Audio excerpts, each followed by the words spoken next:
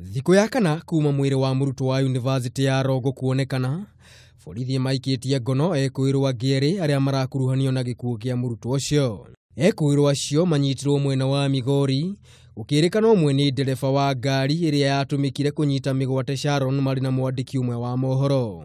Nginyagia rĩu Ekuirwo arĩa manyitĩtwo kumana na gikuo kĩu nĩ atatũ, thutha wa maiko yamo ũrĩa nĩ mũteithia wa gavana wa Migori Okoth Bado ukorwo ahingĩrĩtwo ceceni-inĩ ya borithi ya Homa Bay agĩkuruhanio na gikuo gĩa Sharon. Maabitha a uthuthuria no mathiĩte na mbere na gũtabania uthuthuria baranginyo nĩguo gũikia ngono andũ arĩa othe makuruhanirio na gĩko kĩu. No na gũkĩrĩ ũguo, mũthenya wa ira famĩlĩ ya Sharon nĩ ĩroreria ateti matige kũingĩria ũteti gĩkuo-inĩ kĩa mwana wao. I condemn it and I seriously condemn it in the strongest form. Sharon is going to be buried.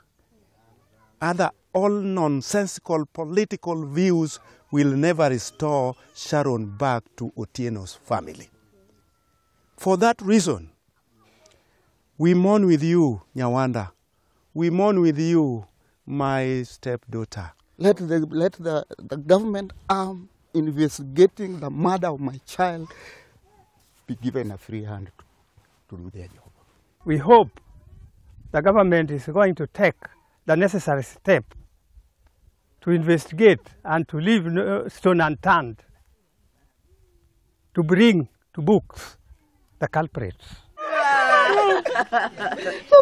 Mĩbira ĩtano mĩhũthĩre ya kuonana kĩmwĩrĩ na ngothi ĩrĩa ĩronekire ndwara-inĩ cia Sharon kũratuĩka nĩcio ikũhũthĩrwo harĩ uthuthuria wa DNA nĩguo kũmenya wega arĩa maratabanirie gĩko gĩkĩ thutha wa mwĩrĩ wake gũthĩnjwo mũthenya wa ira kũmenya kĩhumo gĩa gĩkuo gĩake. Sharon died as a result of severe bleeding. This bleeding was caused by stab wounds. She was stabbed 3 times on the neck. She was stabbed 4 times on the back and on the left side of the abdomen. So those were total of 8 stab wounds. She also have many other bruises which look like someone who was in a struggle.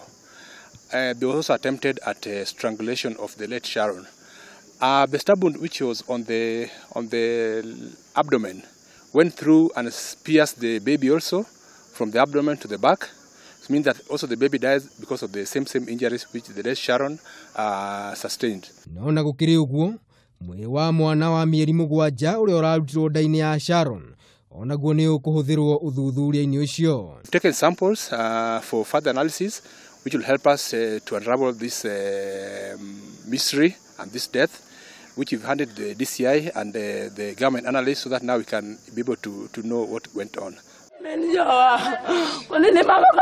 Andũ-inĩ ha Kameme TV mũtamburuko-inĩ wa mohoro rĩtwa rĩakwa nĩ Maina wa Mwangi.